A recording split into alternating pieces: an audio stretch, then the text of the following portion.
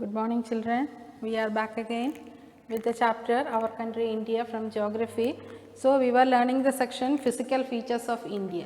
So, we already learned we have 6 major physical divisions, and the first physical division we have learned the Himalayas, the mighty Himalayas we have learned. So, today we will be learning the Great Northern Plains, the second physical feature of India. So, what are plains?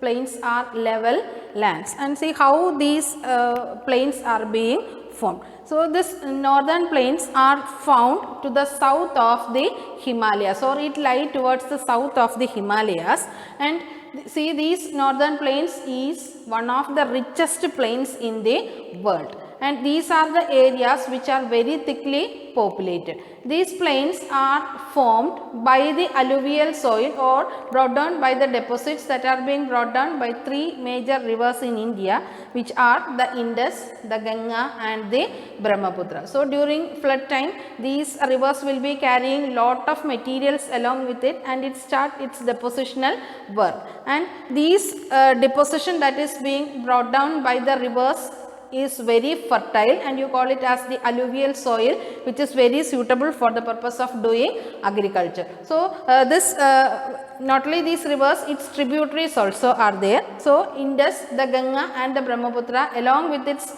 tributaries make the Great Northern Plains, and these northern plains are the most thickly populated areas in India because of the soil fertility, and these areas are these areas are the ones which have all facilities that are being available for a person to live. So, these areas there are lot of rivers are there, then the soil is fertile for agricultural work, then lot of mineral deposits are there. So, electricity is there, climatic conditions are moderate. So, all these facilities make a lot of people to come and live there. So, these areas are the thickly populated areas in India. So, this Ganga and Brahmaputra river before joining Bay of Bengal. So, these two rivers join together in order to make a delta. So, delta means it is a triangular piece of land. Which is very fertile, made down by these two rivers Ganga and Brahmaputra. So, deltas are usually found at the mouth of a river. These deltas are being made at the mouth of a river, and these deltas are very fertile and suitable for doing agricultural work. So, the largest delta in the world, Sundarban Delta, is also found in India. So, this is about the Great Northern Plains. I hope you understood what is or how this Northern Plains is formed and what is the importance of the Great Northern Plains. Now, the next is the Great Indian Desert. So, from the term desert itself, you are familiar with what is a desert and what is the peculiarity of a desert. So, this desert is found in the western part of India, mainly found in the western part of India, and its main feature is that it is sandy in nature. You all know, when you talk about a desert, when you speak about desert, the first thing that comes to your mind is sandy stretches or sandy patches of land lying barren there. So, it is very hot, and these are areas with very less rainfall, very scanty rainfall you can see, and vegetation is also very scarce there, and there are areas where there is some sort of vegetation there or greenery in desert which you call as oasis, and specially adapted animals are found in this desert region like camels, which you call as the sheep of the desert. Then related to vegetation, only scarce vegetation is being found, and the vegetation cover consists of very long roots and fleshy leaves also, and these long roots have a capacity to penetrate deep into the soil to absorb water, and this is the way or this is the what you see in deserts. So, hope you understood what is the peculiarity of Great Indian Desert and what is the difference between the Northern Plains and the Great Indian Desert. Next is the Peninsular Plateau. So, when you learned the landform features, you had learned what is a plateau. Plateau means it is a table land.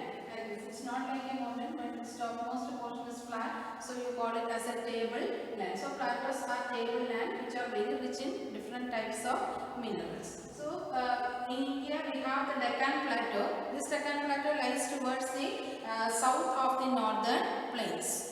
Towards the south of the northern plains we have the Peninsular Plateau. It is one of the oldest plateaus in India, and see, these plateaus are triangular in shape and it is uneven. If you look at the relief feature of this plateaus, they are uneven. You can see a lot of hills are there, small and big hills are there, then a number of valleys you can see. All this may give an irregular shape to these peninsular plateaus. So these plateaus are divided into two. In India it's divided into two. They are the Malwa Plateau in the north and the Deccan Plateau in the south. And both these plateaus are being separated by the Vindhya and the Satpura ranges. We have different mountain ranges also, like the Aravallis, then Vindhyas, Satpuras. All these are the ranges that you see in these peninsular plateaus. And so this Malwa Plateau and Deccan Plateau, which lie towards this southern region, both have been separated by the Vindhyas and the Satpura ranges. Now there are a number of rivers also which is seen in the peninsular plateau, like the Narmada and the Tapti river, which empties its water or which drains its water in the Arabian Sea. Then again these plateaus extend towards the western region, and towards the west there are a number of mountain ranges which you call as the Sahyadris are there, the Nilgiris, then the Animale, then the Cardamom hills. So these mountain ranges together form, you call it by one name, you call it as the Western Ghats. Now the Anamudi is the highest peak which is found in Kerala. It's the highest peak that you find here. Then again there is an eastward extension also of this peninsular plateau. You call it as the Western Ghats. And the peculiarity of this Western Ghats is that these mountains are very low. They are small compared to the Western Ghats, and they are discontinuous also. It's not a continuous range like this. It is discontinuous. Here and there are interruptions there in between which you can see. So there are discontinuous hills, and these mountains always slope towards the eastern direction. They give or they slope towards the east. Both this Western Ghats and the Eastern Ghats, they converge together at a point which you call as the Nilgiris. So this is related to the peninsular plateau. Hope you understood what is peninsular plateau. Now we learned 4 physical divisions, which are the Himalayas. You learn, then you learn the peninsular plateau. Then you learn the northern plains. Then you learn the Great Indian Desert also. Now we will be moving on to the next physical feature.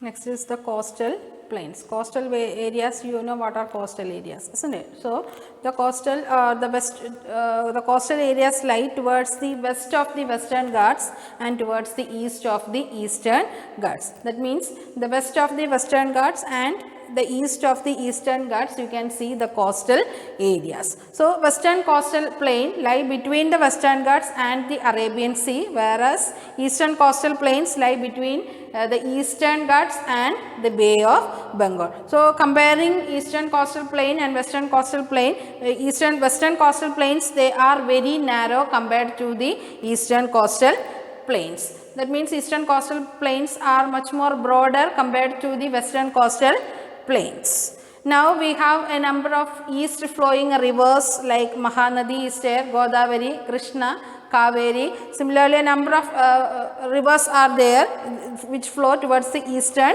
direction, and the longest river that you can find here is the Godavari. Now this is related to the coastal plains, and see all these physical features you will be learning much more detail in your coming higher classes. So we will be having only just a brief review of all these physical divisions. Only the important points we are learning here. In detail you will be learning in the coming classes. Now the last physical division is the island groups. So this island group constitutes 2 major islands. They are the Andaman and Nicobar Islands and the Lakshadweep Islands. So Andaman and Nicobar Islands lie in the Bay of Bengal. So these are the island groups which lie in the Bay of Bengal, and towards the north you have Andaman, and towards the south you have the Nicobar Islands. Andaman and Nicobar are 2 islands. In the northern portion you have have Andaman Islands, and in the south you have the Nicobar Islands. And these here you can see more islands are very small and they are uninhabited also. Where there you cannot find the existence of human beings there. They are uninhabited islands. And Port Blair is the capital of Andaman and Nicobar, and some of the islands here are of volcanic origin also. And in 2004 it was affected by the tsunami, and you know the southern tip Indira Point